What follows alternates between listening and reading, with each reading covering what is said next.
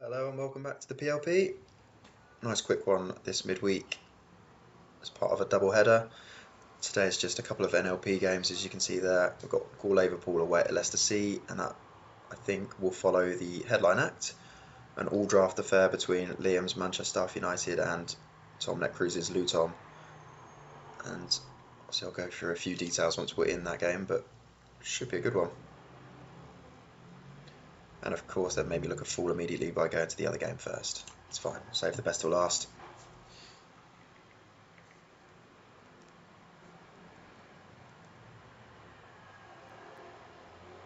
We've seen Gourlay more than any other team in the NLP just because of the way his games have fallen. I think he's had quite a few good cup runs as well.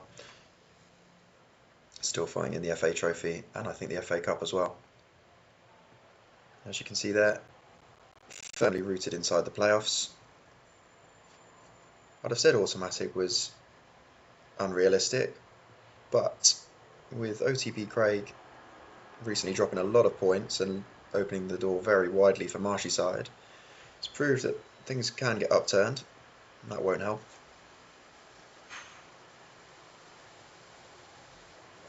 So if Merseyside go on a similar run to Craig Trudgell's team, then the likes of LuTom and Gourlayverpool and Nottingham Forest aren't completely out of the realms.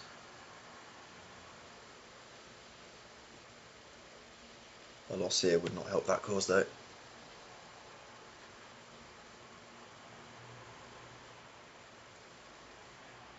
think it's been Tom Gourlay's birthday this week, so a belated happy birthday.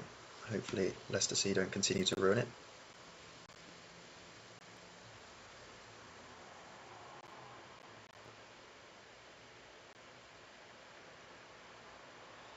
Have a DD with a little late present.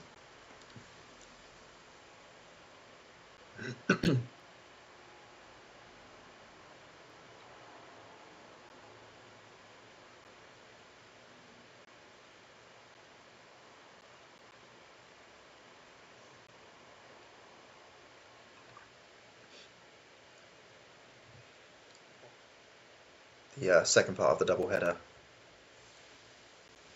coming up in the next highlight reel. Wow, just a series of gifts being given. That's got League 1, League 2, and we've got Champions League and Europa League catch-ups as well, both myself and Wyman at the playoff stage of those European competitions.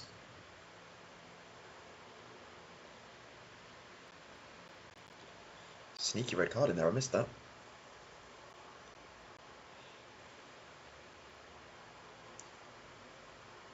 I'll be honest, my attentions are being divided between this and women's half-pipe qualification run 1 in the background. Thinking about some sort of Winter Olympic fantasy event for the next 4 years. Curling draft, anyone?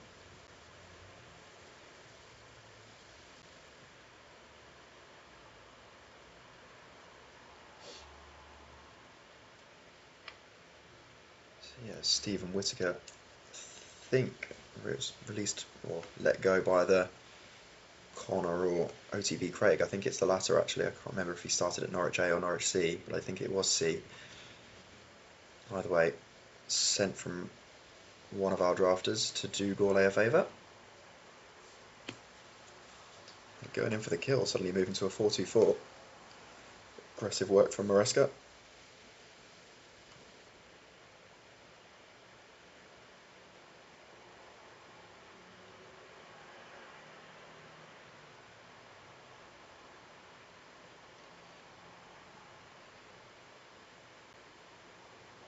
Ravanelli getting a bit of game time following his late January move. Deadline day move from Dauncey's Devils. And his first goal for the club. No shirt over the head, which is disappointing.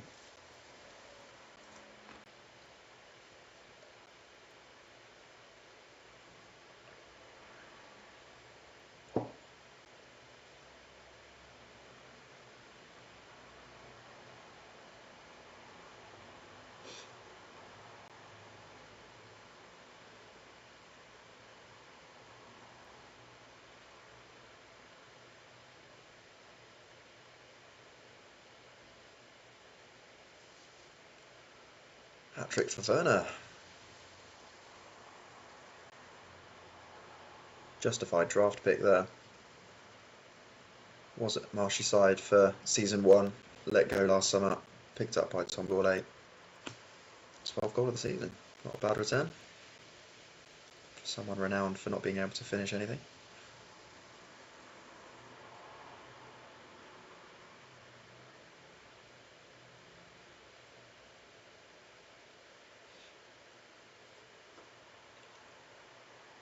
Fighting on.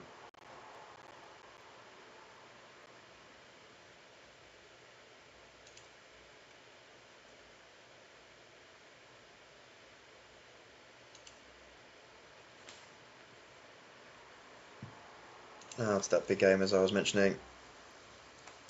The first real big test for David Moyes since he took charge of Manchestaff.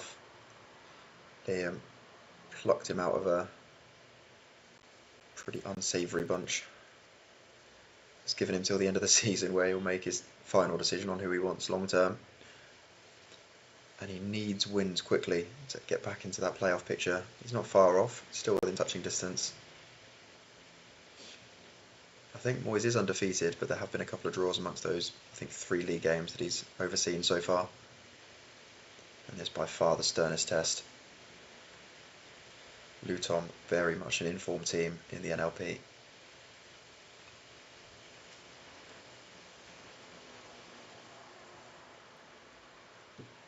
We did wonder with Moyes' appointment what that would mean for Beckham.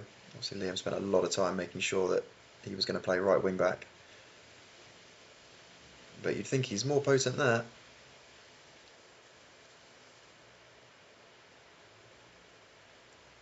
Outside chance of him playing centre mid, we thought, but they have gone as part of that wide front 3. Not really a formation back when he was in action in the 90s.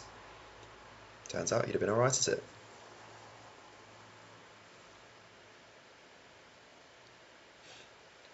It's also afforded Mario Melchior a lot more game time than he was expecting, or than anyone was expecting. Obviously beforehand he was sort of back up right wing back. Now he's pretty much the only available right back.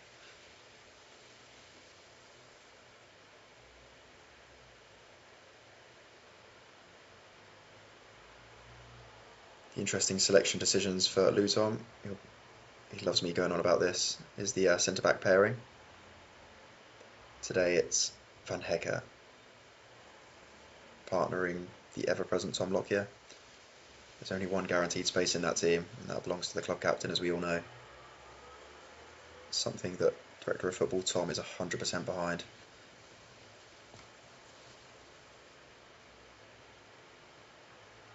No grumbles from him whatsoever.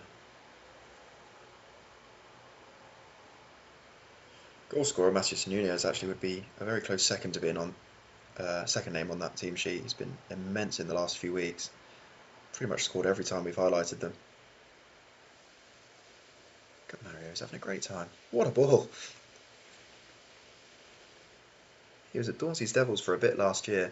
Didn't really get any game time there. Liam picked him up in the draft, and the second summer draft. Could be a belated inspired pick now that he's got a marauding right back. And Sheringham's loving life as part of a more cohesive front line.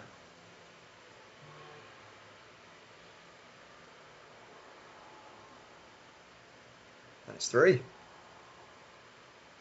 Everything's coming up Moisey.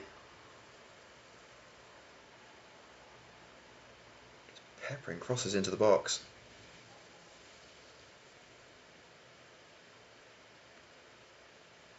Petrovic going for a Superman in no particular direction. And this would be a statement win for Liam. Really getting back in the mix. I'm personally quite excited about the idea of having all of the other 5 teams in that playoff melee come the summer.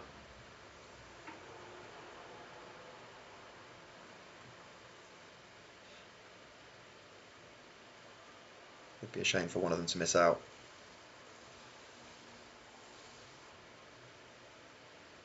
We've even got the excitement of a title race now. We thought OTB Craig were home and hosed. And suddenly, it looks like it could be at least a 2-horse race for the title as well, let alone the playoffs. All the fun of the NLP. It'll be the most fun it ever is, I think, because it's unlikely that we'll get another 2 draft teams coming down to the NLP for next season, so there will only be 4 remaining, as opposed to the 6 we've got this year. 2 will go up, none will come down, you'd expect. And this has been a mental first half. A near 5-minute first half, which has seen 6 goals. Some outrageous defending, some quality finishing, and it's all square. Daily Blind, I think, running through treacle. Still, Ian Hart can't seem to convince any manager to play him, which is bizarre considering he's one of the hottest prospect left backs in the database, I think. He was Liam's 3rd pick in the original draft because of that, and it's been a bit of a waste ever since. You'd think he'll come good eventually, but a proper waste for the time being.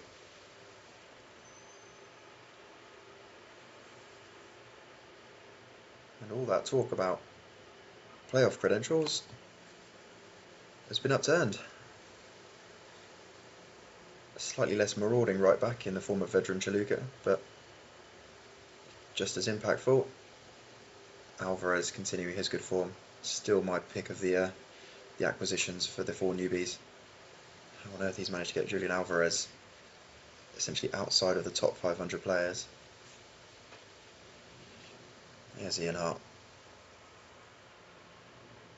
You'd think that David Moyes would be rapidly pressing the play for set pieces team instruction. We've got Beckham and Ian Hart on the team. Veron, Carrick as well. What can they do in the final 10?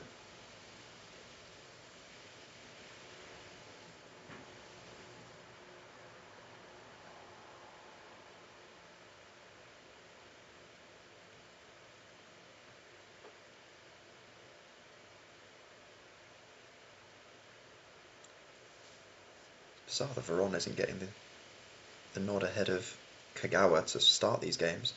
The team he's got on now looks a lot more impressive than what he started with.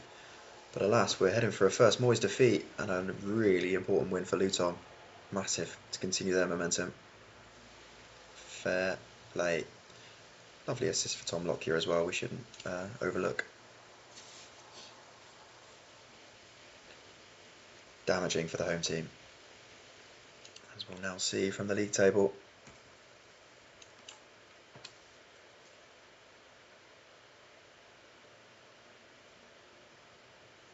Just had a breaking news that Thomas Frank has been sacked, thanks to Jacob Ramsey last night. Lovely stuff. Back in the more important football world though, you can see Liam is 2 points off 7th, so still not out of it. It's going to be a pretty nervy final couple of months. Gourlay, 10 points off top, not impossible. LuTom only 8 points off. Not quite as good a goal difference, conceded a lot of goals, as we saw from the first half today. But everyone relatively well positioned as we head into the weekend, where everyone's in action once more. The next highlights reel will be League 1, League 2, and some catch-up results from the Champions League and Europa League. Catch you then.